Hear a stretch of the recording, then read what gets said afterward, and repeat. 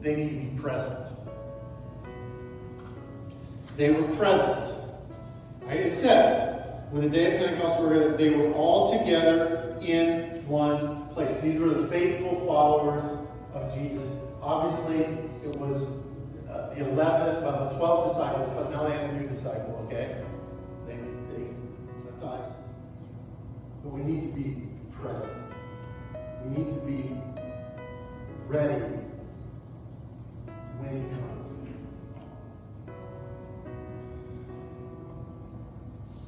Now, this is the beauty of this.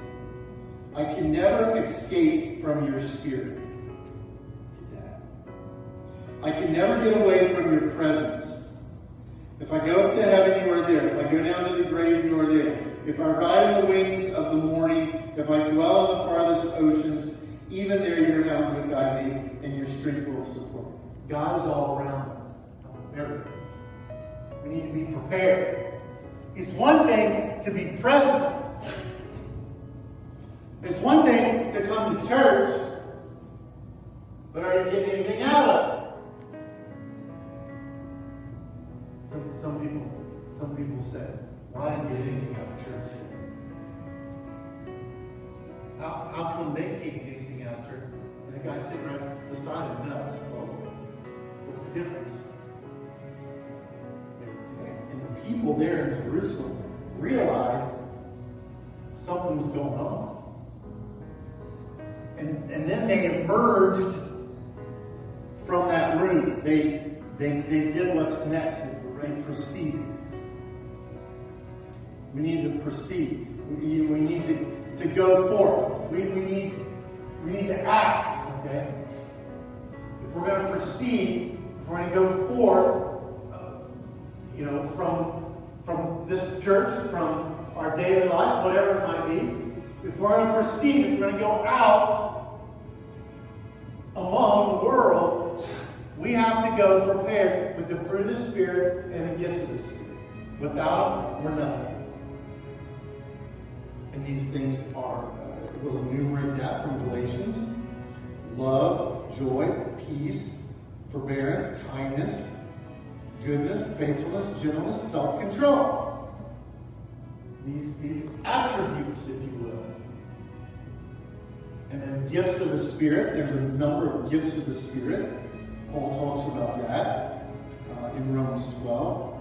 Prophecy, serving, teaching, encouragement, giving, leading, showing mercy, wisdom, knowledge, faith, healing, miraculous powers, discernment of spirits, speaking in different languages, interpretation of languages, all of this.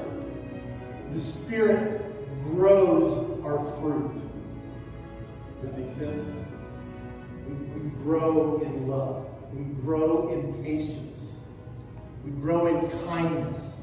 It's just, he casts those seeds and he helps. The Spirit helps it grow in our life.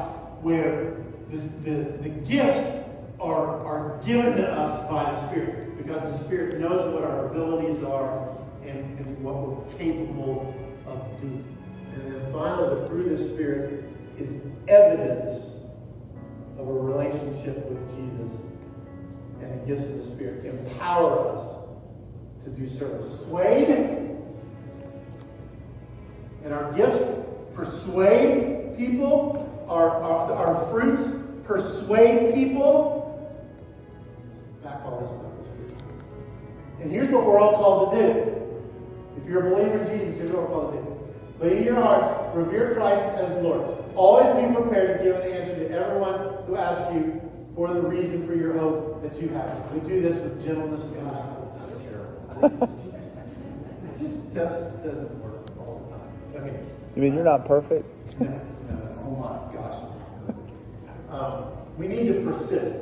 Now, we know what the example was for the disciples. They persisted till death, literally.